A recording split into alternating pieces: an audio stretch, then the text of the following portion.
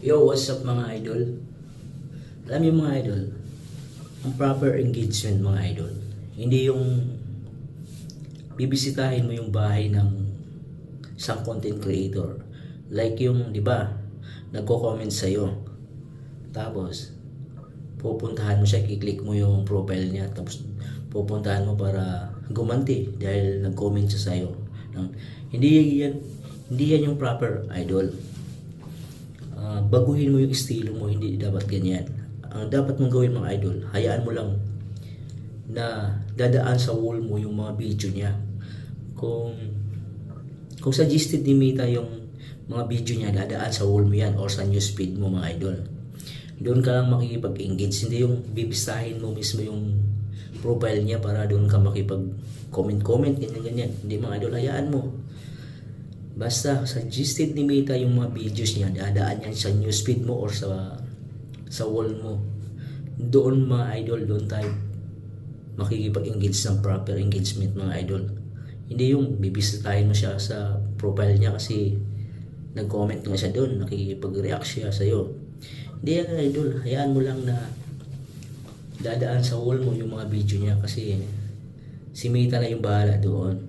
Pag suggested yung mga video niya na mga idol, ipapadaan ni Mita yan sa profile mo, doon sa newsfeed. Makikita mo yan doon mga idol. So yung baguhin mo na yung estilo mo mga idol, hindi yung pag nakita mo doon sa video mo, nag-comment siya doon, gaganti ka, pupuntahan mo yung bahay niya para makipag-comment ka rin. Hayaan mo mga idol, hindi yan mga proper engagement. Ang proper engagement mga idol, yun nga, hayaan mong pagkabukas mo ng profile mo, makikita mo dun yung mga photos, videos sa wall mo kasi kaya nakikita mo yun mga idol. Suggested pa ni Mita yun mga idol. Ngayon, lagi yung isang content creator na nakikipag comment sa'yo, laging nagre-react dun sa mga videos mo. Tapos yung mga video niya hindi dumadaan sa wall mo. Ibig sabihin nun mga idol, hindi suggested ni Mita yung mga video niya, hindi mga original content. Kaya baguhin mo na yung estilo mo mga idol, wag na yung papasukin mo yung bahay niya para gantihan siya kasi nagko-comment nga siya. Hindi yun mga idol. So yun mga idol, ang proper engagement, yung mga dumadaan sa wall mo, yun, doon ka makikipag-engage mga idol. So yun lamang mga idol.